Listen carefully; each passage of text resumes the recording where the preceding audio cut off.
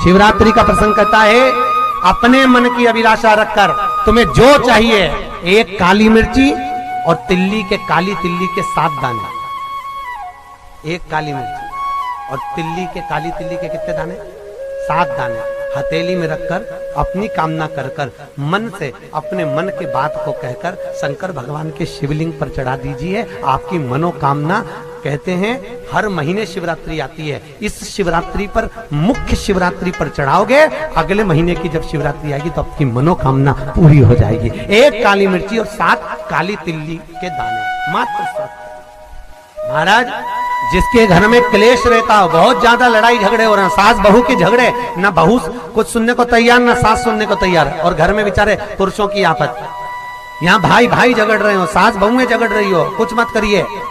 गेहूं की बाली को तोड़ो। गेहूं की बाली जानते हो ना, जिसमें आप लोग तो गेहूं की बाली को तोड़ना है, और बाली 7 बाली तोड़कर अपने घर में घुमाकर अपने घर का नाम और गोत्र बोलकर उसको शंकर को समर्पित कर दीजिए। जिंदगी में कभी सास बहू का झगड़ा नहीं होगा महाराज। शिवरात्रि के दिन उसको समर्पित करिए, आपके घर में कभी क्लेश नहीं बच सकता। और शिवरात्रि के दिन रात्रि को 12 बजे शंकर भगवान पर एक धतूरा चढ़ा दो।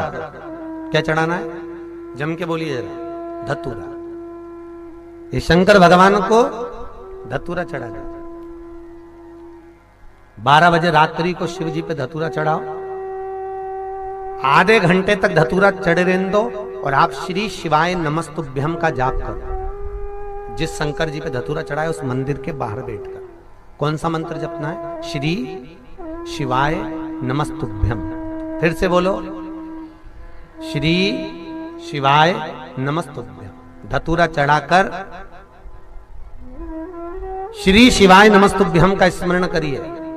और जो दुकान नहीं चलती हो, घर में लक्ष्मी नहीं टिकती हो, खेत में फसल अच्छी नहीं आती हो, संपदा नहीं आ रही हो, बस उस धतूरे को लाल वस्त्र में बांधकर अपनी दुकान में, अपने व्यापार में, अपने घर में रात को 12:30 बजे उठाकर लाओ और 4 बजे के पहले उसको अपनी दुकान, व्यापार, व्यवसाय में उसको बांध दीजिए।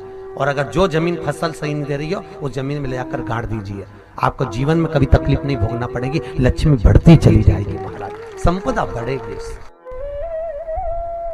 जो व्यक्ति ज्यादा बीमार रहता हो, बहुत बीमारी उसको घेरे रहती हो, परेशान रह रहा हो, बीमारी बनी हुई है, तो बोर चढ़ाइए। बेर, क्या बोलते हैं यहाँ पर? बेर की बोर, वो खाने वाला बेर जो होता है, उस बेर को 7 बेर ले लो और 7 बेर को लेकर अपने ऊपर से घुमाकर शिवरात्रि की दोपहर के 12 बजे शंकर भगवान के शिवलिंग पर ले जाकर उस बेर को चढ़ा दीजिए। आपका रोग, आपकी बीमारी मात्र 3 महीने के अंदर समाप्त हो जाए। शिवरात्रि के दिन बेर चढ़ाने का बड़ा महत्व है। और शिवरात्रि पर चढ़ा हुआ वो बेर उठाकर ले आइए और उस बेर को उठाकर रख लीजिए। मान लो किसी को उदर से जुड़ी हुई जब तकलीफ रहती है, पेट से जुड़ी हुई तकलीफ रहती है, पेट से जुड़ी हुई कोई भी प्रॉब्लम हो, अगर पेट से जुड़ा हुआ कोई भी रोग आपको लग गया और डॉक्टर की दवाई चल रही है, सारी औषधि चल रही है, जो शिवरात्रि पर आपने बेर चढ़ाया है, वो बेर अगर आपके यहां रखा हुआ है, वो बेर उस रोग वाले व्यक्ति को खिला दीजिए।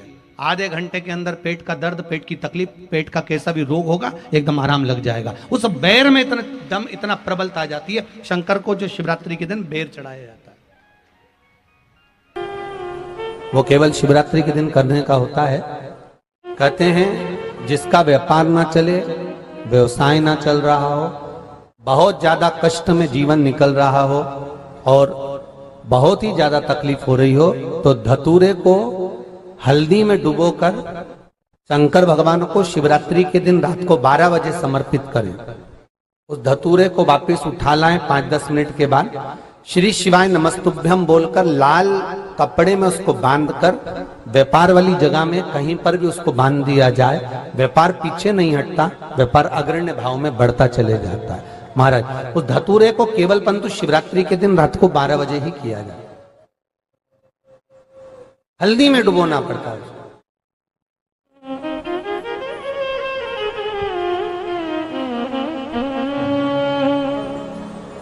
यही प्रमाण एक क्रम में और है महाराज जी। लिंग पुराण कहती है, मान लो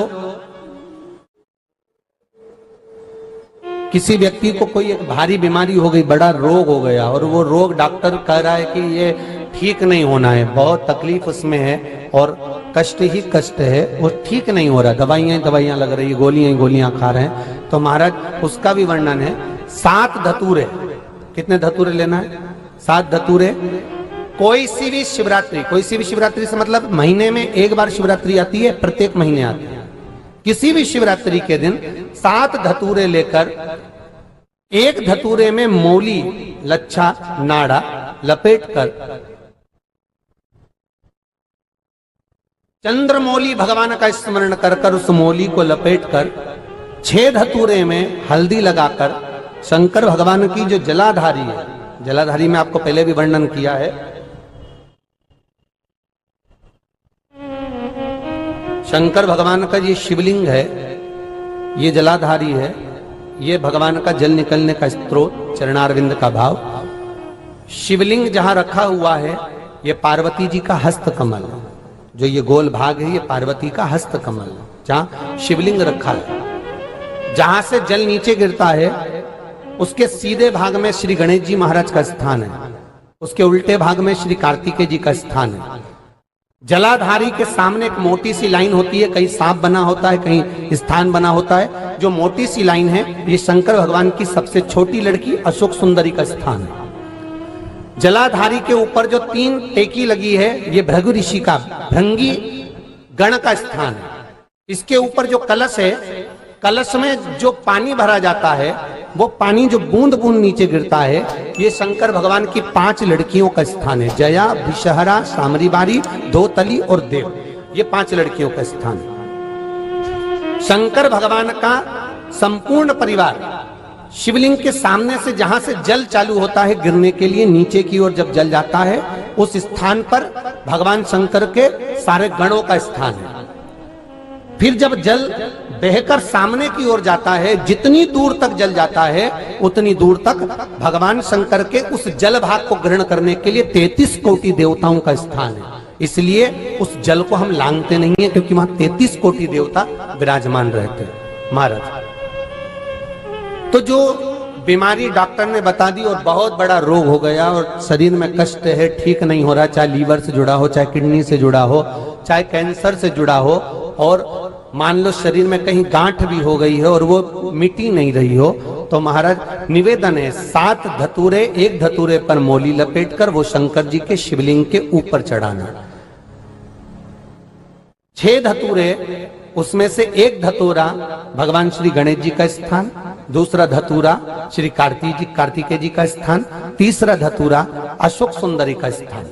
महाराज शंकर भगवान की जगदम्बा जी के हस्त कमल के ऊपर एक धतूरा, 5, एक धतूरा जहां से जल नीचे की ओर बहकर जा रहा हो, पानी जिस जगह से नीचे गिर रहा हो बिल्कुल वहीं पर एक धतूरा चढ़ा देना है। उस धतूरे को चढ़ाने के बाद वो धतूरा वापस लेकर आना है, अवधूतेश्वर महादेव का नाम लेकर या चंपेश्वर महादेव का नाम लेकर उस धतूरे को, जो बीमार व्यक्ति है उसका स्पर्श कराकर बेलपत्री के पेड़ के नीचे पटकवा देना है। महाराज धीरे धीरे रोग में आराम मिलना प्रारंभ हो जाता है, औषधियां धीरे धीरे समाप्त हो जाती हैं और व्यक्ति स्वस्थ हो जाता है। ये केवल शिवरात्रि के दिन ही होता, 12 महीने शिवरात्रि आती है, आप किसी भी शिवरात्रि को कर सकते हो, किसी भी शिवरात्रि।